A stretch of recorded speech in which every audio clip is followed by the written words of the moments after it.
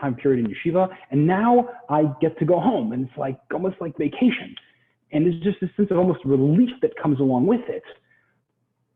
But the truth is, it's a little bit off, right? It's not like you finish this massive project and there's a sense of accomplishment, which is true, there is. But then you go, oh, let's celebrate. You know, it's not like all of a sudden we're going to Disney World because we finished Yom Kippur. The truth is that we had this period of growth and we accomplished a lot, hopefully, and we finished Yom Kippur and achieved this forgiveness. And it's this immense sense of relief that Hashem did this for us. But we need to keep going. But we need to keep working on ourselves and to keep growing. We're not going to just take it easy and go sit on the beach now because we finished something. You know, you don't want to miss the mark about what this happiness really is. You know, the Piazetzner Rebbe wrote in his Sefer Eish Kodesh, he wrote the Sefer in the Warsaw Ghetto. And he explains how some of his Hasidim came to him during Simchas Torah, and they said to him, you know, Rebbe, I'm not sure we really can do Simchas Torah now. We're just, you know, obviously we're in the Warsaw Ghetto. This is not a great situation. And I'm not sure how we can do it. How can we be the Simcha now when we're living in these conditions? And the Rebbe said to him, you know, I don't think any of you came to me, I don't remember any of you coming to me on Yom Kippur and asking me how you were going to fast. But you're coming to me now saying you can't be besimcha. Because the problem is you misunderstand what it is you're trying to do. Simcha is something we have to work at. It doesn't just come naturally. You don't only feel the simcha because you happen to be happy. You need to feel the simcha because that's what Hashem is expecting of us now. So as we go into this time period and we're supposed to be besimcha, Sukkah is Zaman Simcha Seinu, we need to make sure that we have the right perspective and we're thinking about what it is that we're supposed to be doing to make sure that we're getting the most out of this period of time. But even though we're supposed to be focused on growth still, clearly the vibe is different.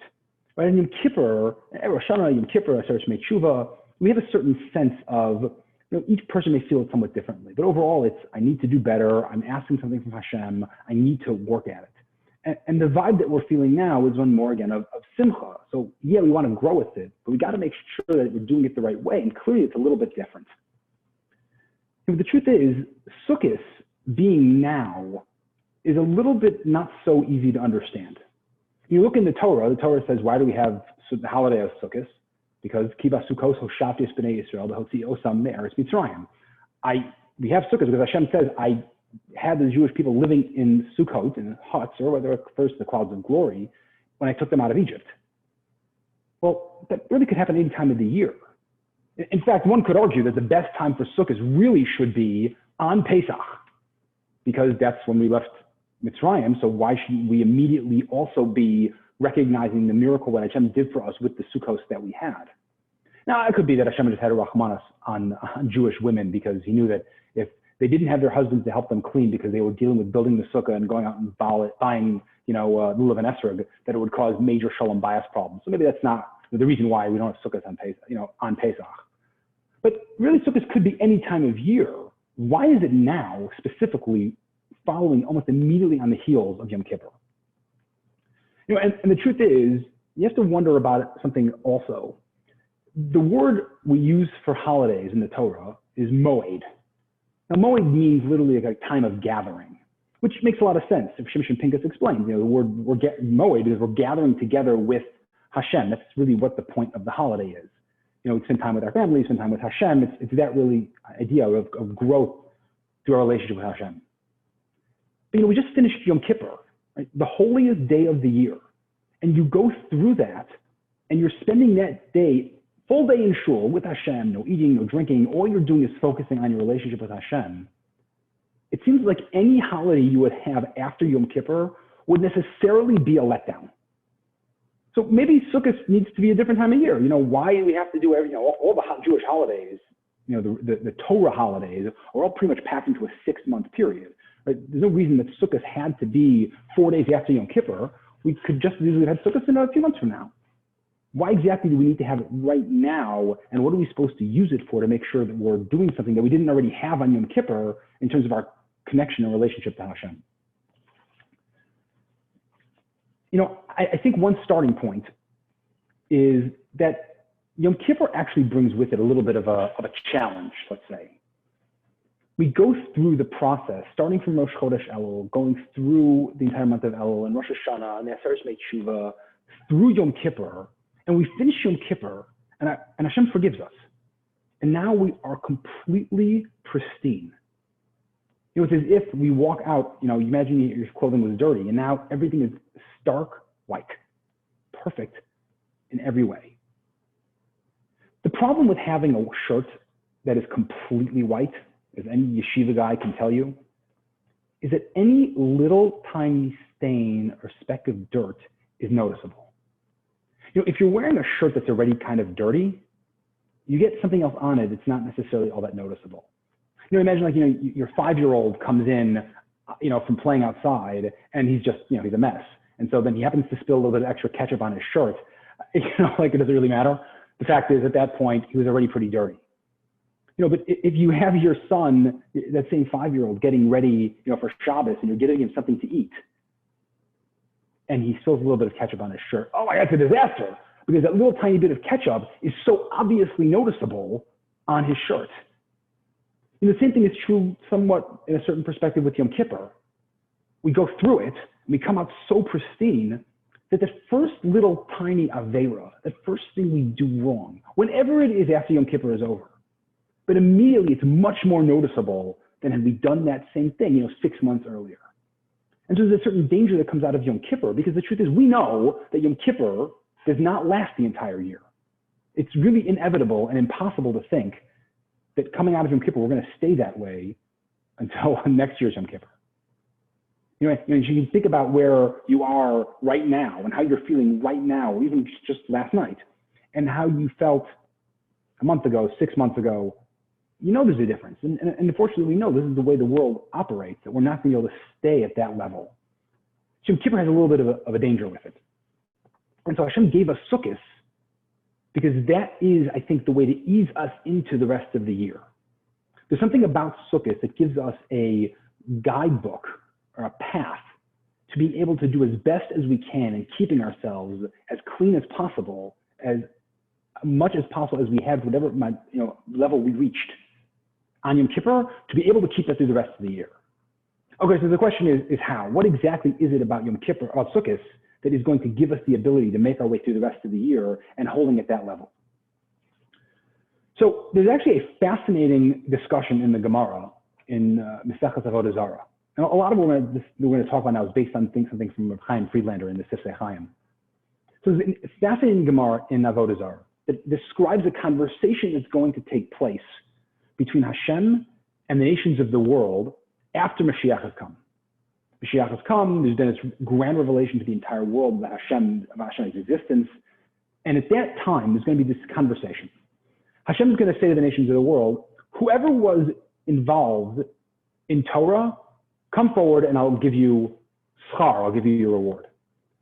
So the Gemara goes with great lengths to describe all the different nations and what exactly it is they're going to say. And just to sort of modernize it a little bit. So imagine that when this happens, all the nations come forward and say, oh, Hashem, we created passenger planes so Jews could learn Torah in Israel. We created world markets so people could be involved in business in order that they could support Torah and learn Torah. We created massive infrastructure so people could live in some level of comfort and yeshivas could open and people could learn Torah. We all did all that stuff, really just so the Jews could learn Torah. We want to get schar, we get reward for that. Hashem's response to them is, you're fools. Everything you did for yourself. So you're not going to get any schar for that. And I think two questions sort of jump out at you. First of all, what exactly is this conversation? Just generally, what are they trying to accomplish? And secondly, do they think they're going to be able to fool or lie to Hashem about what exactly it was they were doing? When Hashem doesn't know what they had in mind when they were actually building these things? What exactly are they thinking? They're going to convince Hashem that they're entitled to some sort of schar, of reward. So the Brisker Rav explains the following. Hashem's answer to them is really very telling. He doesn't call them liars.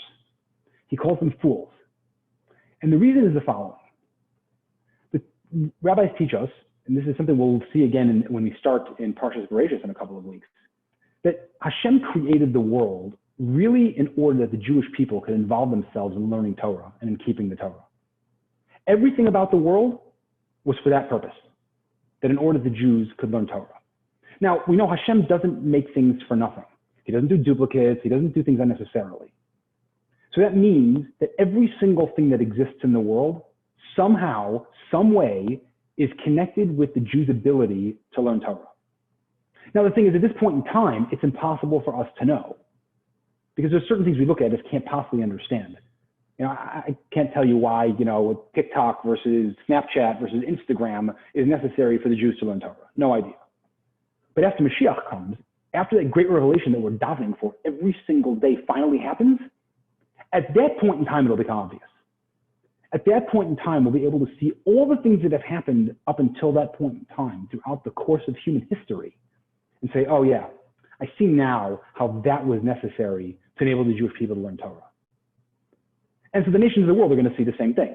And so they're going to go to Hashem and say, hey, it turns out that that thing that I created, that thing enabled the Jewish people to learn Torah.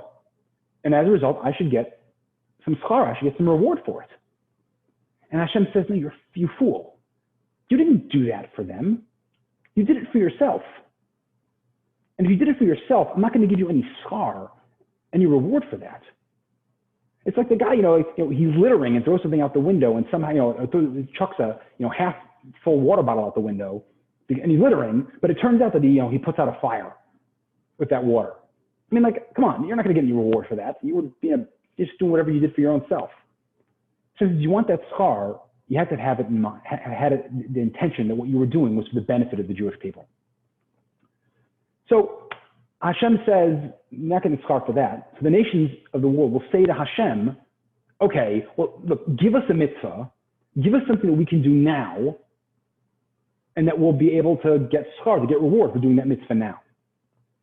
Now, of course, putting aside for a second the fact that only now, at that point in time, after Mashiach's come, they want a mitzvah when they weren't doing anything up until then. But okay, putting that aside, Hashem says, okay, no problem.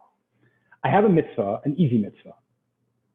Now, of course, if you were going to pick a mitzvah that you would think would be the mitzvah that Hashem would give the nations of the world at that point in time, there's a pretty long list. You can imagine yourself what that mitzvah might be. But Hashem says, I have a mitzvah, an easy one. It's called Sukkah. And the Gemara says, sort of interjecting, well, why is it called an easy mitzvah? The Gemara says, because it's a mitzvah she'ein ba chisaron kis. And we'll translate that for now as meaning something that doesn't require any financial outlay. The words chisaron kis typically mean cost. So it's an easy mitzvah because it doesn't really have any cost associated with it. We'll come back to that later. Since it's an easy mitzvah, go make a sukkah. So immediately the nations of the world go and they make a sukkah. And what does Hashem do? He makes it very hot. And they're sitting in the sukkah and it's very hot. And they walk out and they kick the sukkah down on the way out. And again, the Gemara says, well, but okay, there's a certain halacha that if a person is mitztayer, if he's uncomfortable, he's distressed from sitting in the sukkah, he's not required to sit in the sukkah. And Gemara says that's true, but they didn't need to kick it down. They could have just left. The fact that they kicked it down, knocked their sukkah down, was the problem. Okay, so again, you have this kind of strange discussion that's going on between Hashem and the nations of the world. And Rav Chaim Friedlander asks two basic questions. First, again, why Sukkah? Right? You're making a top 10 list of most important mitzvahs. Tefillin, Shabbos, matzah, lots of different mitzvahs you can think of. Why Sukkah? Sukkah doesn't necessarily strike me as the one that would even make your top 10 list. And number two, why is the focus on the fact that Sukkah is an easy mitzvah because Ein Ba Chisaron Kis seems to not have any cost or outlay associated with it? Okay, I'm not sure that's probably true a lot of mitzvahs. Why specifically is that the reason that Hashem calls it an easy mitzvah? I think lastly, we can ask maybe the most obvious question. Why would Hashem make it so hot that they were able to leave? If he's giving them mitzvah, what's the point of doing it? Then he's going to turn around and make it that they wouldn't even necessarily need to sit in the sukkah. So what exactly is this conversation, this exchange that's going on between Hashem and the nations of the world? So as Friedlander explains, the starting point is, I think for most of us, we think of mitzvos, and we generally think that there's two categories. There's positive mitzvahs. It's just that Hashem tells us he wants us to do. Again, putting on tefillin, a classic example, do something. And there's negative mitzvahs, things where Hashem says, don't do them. And that's kind of how we generally categorize the mitzvahs in the Torah. But there's actually another way to categorize mitzvahs entirely. And that's what I would call category 1, which is explicit mitzvahs, and then category 2, which are implicit mitzvahs. And here's what that means. An explicit mitzvah is positive or negative, but it's something Hashem says, do or don't do. But he tells us specifically to do it or to not do it. Category 2 are things that Hashem doesn't tell us to do it one way or the other, but they're things that we may need to do. And if we do them with the right intention, then they become a mitzvah. And here's what I mean. Hashem created us in a way that we need to eat. We need to sleep. So if you're sitting down to eat and you're doing it just because you're hungry, or maybe you're not even hungry, but this food is good and you want to enjoy it, that's fine. But that's not a mitzvah. That's just doing something that you want to do because you want to do it. But if you decide that you're going to eat, really because you're more focused on the fact that as a human being, if we don't eat, we can't function. And if we can't function, then we can't do mitzvahs. Then we can't serve Hashem. We can't do the things that he wants us to do. If that's your intention behind eating, for example, then that eating is elevated. It's no longer just eating. Now you're actually doing a mitzvah because you're doing something to enable you to serve Hashem. The same thing is true with sleeping, right? Why do you go to sleep at night? Oh, I'm exhausted, I had a long day, I want to go to sleep. Okay, or it's, look, I had a long day and I want to go to sleep because tomorrow morning I have to get up because I want to go daven. I have to get up because I want to go learn. Or even more so, you go to work. Why do we go to work? Because it's my job. I want to be able to have money to spend. I want to be able to get fulfillment in my career. That's all fine. But if a person's mindset is, I actually go to work because Hashem gave me an obligation to support my family. When you think about work that way, and that's your goal and your mindset when you go to the office every day, or wherever it is you go for work, now you're actually not just working. Now you're serving Hashem. Now you're doing mitzvahs. And in fact, the Rambam says, a person who has this mentality, turns out, he's serving Hashem all day long. He doesn't necessarily need to be involved in what, again, category 1, obvious explicit mitzvahs. He's doing things that everyone else is doing. Imagine you have two guys who have the same job, and they're both, they take the same lunch break, and they eat the same food, and they're doing all the same stuff throughout the day. One guy is doing it because that's just what people do, so that's why he's doing it. And another guy is doing it because, Hashem wants me to do these things. I have to eat in order so I can function to serve Hashem. I have to go to work and make money because I have to support my family because that's an obligation that Hashem gave me. All of a sudden, these guys are doing the exact same thing, living the exact same lives from the outside. One of them is just living his life. And one of them is serving Hashem all day. Every single thing that he's doing is suddenly transformed into a mitzvah. It's a completely different way to view your life. Especially, I know for a lot of guys, they leave yeshiva and they feel like, well, when you're in yeshiva, you're sitting and learning Torah all day, so it's obvious that you're serving Hashem. And that's true, and obviously sitting and learning Torah all day is a tremendous and important thing. As we said before, Hashem created the world in order that Jews could be involved in learning Torah. So sitting and learning Torah all day is obviously an incredibly important thing. But you leave yeshiva and you go to work, that doesn't mean that you check your Judaism at the door and you say, okay, so I'm not really serving Hashem all day. I'll try to make some time during the day to daven, and I'll make some time during the day to try to learn, maybe do a little bit of mitzvahs, all important stuff, of course. But that doesn't mean that the time you spent working is any less important, and it doesn't mean that the time you spent working isn't also serving Hashem. You are serving Hashem as long as what you're doing is for the purpose of serving Hashem. Because these are things we have to do. I don't want to take this concept a little bit too far, but you could, if a person takes a vacation, and they really, sometimes we take vacations because it's just nice to not have to work. But if a person is really burnt out from work and says, hey, I need to take a day off, I cannot keep doing this, I need some time to just relax, that relaxation time can actually be a mitzvah. Because the fact is, you're doing it for the purpose of enabling yourself to be able to serve Hashem by working. This is a completely different way to view the world. And this is the way that the Rambam is saying, this is what you can do. You can view the world this way and live your life this way, where you're serving Hashem every minute of every day. Now, with this concept in mind, I think that we can then really start to reframe a little bit what exactly was going on in this conversation between the nations of the world and Hashem. See, the nations of the world looked at that point after Mashiach comes, after the revelation, the Mirza Hashem should be soon happens. And they say, oh, look, all those things were clearly intended to help the Jewish people learn Torah. Al Gore stands up and says, I created the internet. Sorry, a little, debate night humor. And I deserve schar for that. And Hashem says, no. It may have turned out that way, but that wasn't your intention. That's a category 2 mitzvah. You want to get schar for the things that you're doing that just happen to work out, for the things that aren't explicit mitzvahs, that aren't in category 1. It's all about your intention. It's all about what your mindset is. And if you're not thinking about doing it for the purpose of serving Hashem, you don't get schar for that. That's Hashem really pulling the strings. So the nations will say, okay, so Hashem, give us a category 1 mitzvah. Give us an explicit mitzvah that it doesn't really matter what our kavanah, what our intent is. Just give us something that we can do that's an explicit mitzvah. You tell us what to do, we'll do it, and we'll get schar for that. So Hashem, who of course is a mativ, he wants to do good for all of his creations, says, no problem. I'm going to give you a mitzvah called Sukkah. Now, Sukkah, I think, is unique in one particular regard.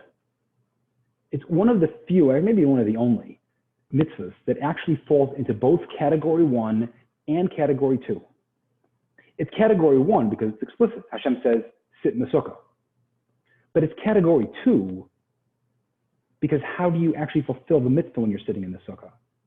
By eating, by drinking, by sleeping, by doing the things that you do in your normal life. So it combines both these two concepts. It's explicit, and you actually fulfill it by living your life the normal way you would. Sit in the Sukkah with your friends, you're schmoozing, you're eating, you take a nap, you sleep in the Sukkah. These are all parts of the normal life that on their own are not explicit category 1 mitzvahs. But they are now because it's being done in the Sukkah. And that makes Sukkah extremely unique. But there's something else that makes it a little even deeper. We said, Hashem said it was an easy mitzvah. Why? Because the mitzvah she'ein ba chisaron kis. Now, the truth is, having just purchased a new Sukkah, I wouldn't say that there isn't any expensive outlay. I mean, the truth is it's actually kind of expensive to come up with the money, to actually put a Sukkah together. So what does Hashem mean? What does it mean, ein ba chisaron kis? So the truth is, like Friedlander explains, you can actually translate chisaron kis slightly differently. Chisaron means missing, and kis means like a purse, like a money bag. So chisaron kis, you put those two words together, and typically it means it's missing money, meaning it costs you something. But the word kis, purse, is actually something that it's called that because what do you do with a purse or a money bag? You put money in it. It holds things, meaning it gets something. The kis itself is something that it receives by putting something in it. So chisaron kis means it's missing the element of receipt. I'm missing the concept of getting something out of it. Put another way, ein ba chisaron kis means it's not a mitzvah that has any lack on our part. Meaning we get something from it, right? Fulfilling the mitzvah of Sukkah is done by us getting, by us eating, drinking, sleeping, getting physical benefit, physical pleasure, physical enjoyment. That's how you fulfill the mitzvah of Sukkah. What Hashem is telling the nations of the world is it's easy for you to do because you live in it and it doesn't take anything from you. You don't have to give anything up. All you need to do is live your life the way you normally do it, but just do it in the Sukkah. And that's what makes it an easier mitzvah. See, and this actually gets to the core of what Judaism is all about. So I think a lot of people make the mistake of assuming that spirituality requires giving things up, right? If you want to actually grow spiritually, the only way to do it is to deny yourself. To say, I'm not going to enjoy this. I'm going to put this aside. We had this vision in our head of, some holy man sitting in a, maybe in a base measure somewhere or some, mountaintop in Tibet where he's basically completely renounced any sort of worldly pleasures. I have nothing to do with the world. I'm just going to sit and be spiritual only and ignore my physical self. That's not Judaism. It's not what Hashem wants from us. What Hashem wants from us is to enjoy the things that he's created for our benefit. And that means that there are physical pleasures that Hashem created. He wants us to enjoy them. Now, of course, there's limits. And if all you're doing is getting physical pleasure, you're missing something. But denying physical pleasure in its entirety, that's missing something. And you see this concept actually shows up in many places throughout the Torah. One example, the concept of the Nazir, somebody who takes a vow that he's not going to be drinking wine. When he finishes his term of his Nazir term, he has to bring a korban chatas, or a sin sacrifice. Why is that? So one explanation is because by taking a vow saying, I'm not going to have any pleasure whatsoever from something that Hashem created, that's actually a sin. It's an avera. You're not supposed to do that. Hashem is not looking for us to completely eschew all the physical pleasures that he created in the world. You know, the story is told about Rav Shamshon Raphael Hirsch, that he wanted to go on a walk and he wanted to go see the Alps. And the students asked him, like, really, what are you doing? I mean, don't you want to just sit and learn Torah? Why are you going for a walk to see the Alps? And he said, because I'm going to finish my time on this planet. I'm going to get up there and Hashem's going to say to me, so no, did you see my Alps? I mean, there's physical pleasures that Hashem created. He wants us to enjoy them. And it's not the case that the only path to spirituality, the only path to growth and closeness with Hashem is through saying, I'm not going to have any physical pleasures whatsoever. In fact, just as sort of as a reference point, if you're really interested, the book, What the Angel Taught You by Noah Weinberg has in it his essay on the 5 levels of pleasure. I highly, highly recommend it. Where he goes to the concept of understanding what it is that Hashem wants us to have physical pleasure and to get benefit from the world that he created. But the thing is, this is a mistake that a lot of people make. And it can really lead you to something very dangerous. Because it can, if you don't recognize the importance of this and you think that denying physical pleasures is the only way to get close to Hashem, you're just missing what Hashem wants for us. And it can actually lead to some dangerous behaviors. I mean, this is an extreme story, no question about it, but a close friend of mine who's a therapist had a client who got it in his head that the only way that he could come close to Hashem was by fasting. And so he was fasting every single day. And he felt that if he was eating, it meant that he was missing something in terms of creating closeness with Hashem. And ultimately, the guy really suffered. He went to organ failure at one point. I mean, that's an extreme case, but the idea is not foreign to us. And the reason it's not foreign to us, I think, in part, is because if we're using our own logic to try to figure out how we're supposed to serve Hashem, there's a certain human logic that tells us, yeah, Hashem's spiritual, we're physical. If we want to connect to Hashem, we need to do it through the spiritual only, and we need to push aside the physical. The Yehuda Halevi in the Kuzari says that's just not what Judaism is. Judaism is not about our thought process, the human thought process as to how to serve Hashem. It's about what Hashem says is the right way to serve Hashem. And Hashem has told us that he wants us to get enjoyment from the physical pleasures that he created in this world.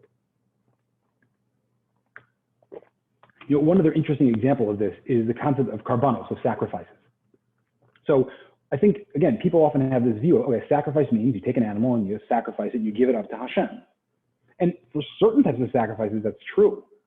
But for most sacrifices, eating the meat of the sacrifice is an integral part of the avoda, of the service of the sacrifice. And it's through the eating, whether it's the person bringing the sacrifice that eats it, certain karbanos, certain sacrifices, or the kohanim who brought the sacrifice that eat. But either way, it's the eating of the sacrifice that actually helps give the impact of the sacrifice that's brought. It's not just about giving over to Hashem and having nothing to do with it. It's Hashem wants us to enjoy part of it. That's part of what the avoda is. And it's so important to always keep that in mind, that we can't just let our own sense of, I got to put physical out of my mind. I only got to focus on the spiritual. That's not what Hashem's expecting from us. But see, it's easier for us, right? It's so much easier in some respects to fast on Yom Kippur and have the right mindset than to eat on Erev Yom Kippur and do it the right way. Because you think, oh, well, you know, I know I'm eating, but I'm okay, it's a mitzvah to eat, I get it, but am I really doing it for the right reasons? But fasting on Yom Kippur, nobody has any problem with, right? Just like the Hasidim who came to the Piazetz and the Rebbe and said, fasting on Yom Kippur in difficult conditions, no problem, I get that. Dancing on Simchas Torah and being happy in difficult conditions, enjoying myself when I don't feel it, we have a hard time with that. And it's so important to recognize that this is what Judaism really is about. It's not about just denying ourselves. Denying ourselves is not the path to spirituality. Self-control is. That's a different schmooze. But enjoying the physical pleasure that Hashem created in this world is a big part of how we get closer to Him. Now, Jews, you can even take this a step further. The Gemara says that if a Jew, certain instances, will give charity, he'll do a mitzvah, but he'll say, I'm only giving this because I want that, God forbid someone's son is sick. I want my son to get better. I want the merit of the fact that I'm giving this tzedakah. And so something, God forbid, the thing he wanted doesn't happen. He doesn't have any regret over the fact that he did the mitzvah. Because a Jew at heart recognizes that getting close to Hashem is really what it's all about. See, but for non-Jews who serve Hashem really through their own, what makes sense to them, they don't understand that. For them, it's really transactional. It's about, I'm doing something for Hashem because I expect something back. So if I give charity and I don't get anything out of it, I regret that I gave it because it didn't do me any good, right? I need to do things only so Hashem will give me things. It's not just about creating the relationship. It's transactional. But for a Jew, we recognize that Hashem wants to have that relationship with us. And since the basis of what we do, of how we live our lives, is about having that relationship, even taking, even just Hashem says, I want you to enjoy this. Okay, if it gives Hashem nachas that I'm enjoying something, of course I'm going to do it. This is like a silly analogy, but you go to your bubby's house and Bubby wants to feed you, and you're just not interested in having that fifth serving of whatever it is that Bubby's cooked up. But Bubby wants to feed you, so okay, I make Bubby happy that I'm eating, so I'm going to keep eating. I'm enjoying it too, but Bubby wants me to eat it, so I'm going to eat it. Hashem, He gets such nachas out of our ability to enjoy ourselves, out of the things that He's giving us, that itself becomes a mitzvah. And I remember mentioned this once in a class a few months ago, that the Kedushas lady says this explicitly, that if we only knew how much nachas and enjoyment, as it were, that Hashem gets out of us getting enjoyment, of us being happy, we just make sure we were happy all the time because it would make Hashem so happy. And that's really what Judaism is all about. So if we go back to Sukkah, and we go back to looking at that original conversation between the nations of the world and Hashem, we realize something. So Sukkah itself is a mitzvah that both allows us to receive, to enjoy, because we fulfill the mitzvah by eating and drinking and sleeping inside the Sukkah. But also it gives nachas to Hashem, because we're enjoying ourselves in a manner that He wants us to, so it makes Him happy. Sukkah is the ultimate example of a mitzvah that wraps everything about Judaism together. It's doing what Hashem wants. It's enjoying ourselves. It's Hashem enjoying the fact that we're enjoying it. It really is, everything about Judaism is encapsulated in this mitzvah. In fact, you see there's a really interesting halacha by Sukkah. The halacha, we just mentioned this a little earlier, the halacha of mitztayer. That if you're sitting in the Sukkah and you're uncomfortable, for example, it starts to rain, and it's just, and it's pouring rain, or even it's incredibly hot, you're supposed to go inside. And if you don't go inside, the Shulchan Aruch says, you're a hedjot, you're a fool. and the reason is obvious. Because the whole point of Sukkah is to teach us that when it comes to living our lives, we need to do it in a way, Hashem wants us to do the mitzvahs in a way that's going to be enjoyable to us. And if something's not working right and it's raining and we're suffering through it, Hashem says, no, go inside, go in the house. Now's not the time for that. We have a hard time with this. Rain, it's funny, in particular with Sukkah specifically, rain's a little bit of an easy one. But even then, I know plenty of times, I'm sure I'm not the only one, you're sitting in the Sukkah and it's raining. Is it raining hard enough? I don't know. And it's even more so when, I'm not sure really an issue this year, but when it's hot. When Sukkah comes out really, really early and it's super hot and you're sitting in the Sukkah and you're like, I don't know, I really mitztayer? And we go crazy with ourselves because we just don't realize that if we're really uncomfortable, the point is we're supposed to go inside. Actually, I remember one year, it was super hot, and first night, I kind of sweated it out. I walked in the shul the next morning, and I was talking with my Rav before davening. I said, yeah, gosh, it was so hot last night. It was really, it was hard to sit through. And he looked at me, he's like, what do you mean? I went inside. I'm like, why didn't I do it? Because I didn't have I wasn't willing to recognize that this is what Sukkah is about. When we recognize it, is honest with himself. We're so worried about the fact that, no, if I'm suffering, that's when I know I'm serving Hashem properly. It's sort of no pain, no gain. If I'm not suffering through it, it's not really serving Hashem. That's just missing it. Enjoying ourselves while we're serving Hashem, that's part of what we're supposed to be doing. It's part of what Hashem expects from us. In fact, something interesting, the Gemara tells us that the mun that the Jewish people ate in the desert would taste like anything they wanted. Anything they had in mind, that's what the mun would taste like. So someone once asked the Kutzker Rebbe, what would happen if somebody ate the mun and didn't think of anything? They had no thoughts whatsoever. What would it taste like? And the Kutzker Rebbe said it would be just like Judaism is. It would have no taste. Judaism is about being into it and understanding what it is that we're doing and enjoying it. Yeah, there's times for self-control. There's times we need to work on ourselves. We just went through 40 days of Elul and Rosh Hashanah and Yom Kippur. We need to work on ourselves, and that takes work. But it's not about suffering. It's about growing. It's about putting in the effort to make ourselves better. That's not the same thing as suffering. And people often, we conflate these two things, and that's where we make the mistake. Judaism is about learning to enjoy serving Hashem. And so the nations of the world said to Hashem, we need something. They wanted a mitzvah. And Hashem said, okay, no problem. I'm going to give you a mitzvah. Requires no special kavanah.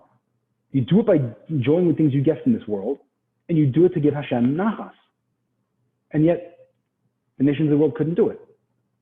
Now, of course, you say, hey, wait a second. That's not fair. Hashem made it very hot. They didn't have to stay in the sukkah. Yeah, it's true. But the thing is, they kicked the sukkah down on their way out. Because even after Mashiach comes, and even after there's been that revelation that we know that Hashem runs the world, they can't wrap their heads around understanding that it's about having the relationship with Hashem. That's what Hashem wants. To them, it's transactional. And if they were putter from the sukkah, their view, what do I need sukkah for? So they kick it down. It's not doing anything for me. It's not going to give me schar. I'm not going to get anything out of not sitting in it.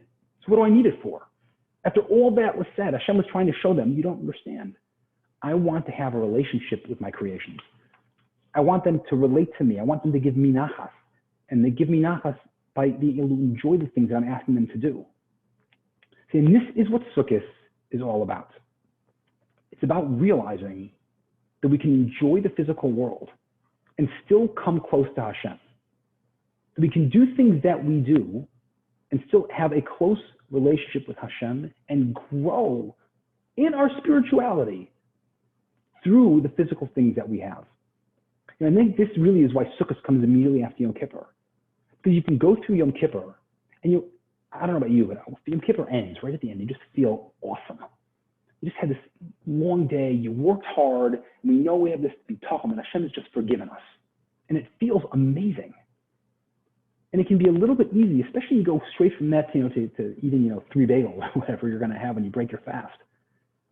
And it can be this sort of immediate letdown. You're like, oh, no, I got to go back to fasting. I got to go back to, pushing aside the physical and only focusing on the spiritual. Because I felt so awesome when I was done. Hashem says, no, that's not the way this works. You can go through your life and enjoy the physical things that I've created for you. I want you to enjoy that. And you can still come close to me. And Hashem wants us to realize that that's the way to live our life. But there's one more important point, and I think with this I'll wrap it up. There's a really interesting Gemara in Brachos. It says the following. In the Torah, it only actually mentions the fact that we're supposed to say a bracha, we bench, after we've eaten. So the Gemara asks the question, okay, we see that you have to make a bracha after you've eaten. How do you know you have to make a bracha before you've eaten? And the Gemara makes a simple kal v'chomer. Well, if you have to make a bracha when you're done, after you've finished, you certainly should make a bracha before you've even started. Okay, so it seems like making the bracha afterwards is the more obvious one. So they sort of reason that therefore you should make one before. Okay, but the Gemara asks something interesting. Where it says we see that you're supposed to make a bracha before you start learning Torah. How do you know you're supposed to make a bracha after you finish learning Torah? And the Gemara says, well, If you're required to make a bracha before you've learned, then certainly you should be required to make a bracha after you've learned. So ask the Vilna Gaon, wait a second, which one is it? Is a blessing before more obvious, or is a blessing after more obvious? The Gemara seems to try to take it both ways. How does that work? So he explains with an incredible yesod about life. When it comes to things that are physical, the max level of anticipation of enjoyment is really right before you've started. When you're done, okay, it was good, but it's not as exciting as it was beforehand, right? They bring that steak in front of you. Before you take that first bite, you're really excited. It's like, oh, this looks amazing. Smells fantastic. Color's perfect. I'm really going to enjoy this. When you're done with that 24-ounce steak, right, at that point, you're probably not as excited as you were. You're probably wondering why you even ate so much. I know at work, it was always this way where, he used to joke that the only reason that you need to go on vacation is because you're going on vacation, right? When you go on vacation, the time leading up to it is amazing. You're so excited, you're looking forward to it. That day you get back, that first day back at your desk, it's like, oh, it's almost like the vacation didn't even happen. You've forgotten about everything. Because things that you enjoy, they're physical, it's before and during that matters. When you're done, it's like almost like it didn't even happen. You're kind of just forgetting about it. So if the Torah tells us to bench when we're finished eating, clearly before we eat, before we've enjoyed that pleasure, we need to make a bracha. When it comes to learning Torah, when it comes to doing things that are spiritual, there's a certain thing that feels better when we're done with it, right? If you're going to do somebody a favor, a guy calls you up and says, you know what, I need a ride to the airport tomorrow at 6 o'clock in the morning. Like, okay, you don't feel great because you're exhausted, but when you're done, you feel good. You did a guy a favor. When you sit down and learn Torah, sometimes you're tired, I'm not interested in doing this now, but you power through and you're done with it, you feel great. Because things that are spiritual, they stay with you. And that sense of accomplishment, that doesn't just go away. So if you have to make a bracha before you learn, certainly you should be thanking Hashem after you're done, when that sense of accomplishment and feeling good about accomplishing and doing something spiritual sticks with you. And here's the thing. We can live our lives in a way that give us that spiritual high of accomplishing something all the time. Because we can live our lives recognizing that every single thing that it is that we're doing is what Hashem wants us to be doing. I'm not just going to work now because I want to make money. I'm going to work because Hashem wants me to support my family. It's a mitzvah for me to do this. I'm not just eating this now because it's delicious. I'm eating this because Hashem wants me to enjoy it. I'm going to give him nachas. I want to give myself strength so I can serve Hashem. I'm not just going to the store now because my wife asked me to do something. I'm going to the store because Hashem gave me a mitzvah to help my wife in the house. And so I'm serving Hashem. And now, every single minute of every single day can be that spiritual high because we're serving Hashem constantly.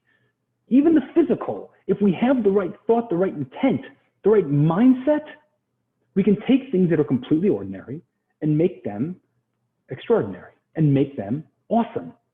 And we can walk around every single day feeling that constant spiritual high of having accomplished something, of brought ourselves closer to Hashem through the mitzvahs that we're doing, even the mitzvahs that on the face of it don't necessarily look like mitzvahs. And so I just give all of us a bracha that if Mashiach is not here in the next couple of days, that we go through Sukkah, we take this concept with us and we enjoy Sukkah, and we use it as an opportunity to bring ourselves closer to Hashem. Wishing everyone a wonderful Yom Tov.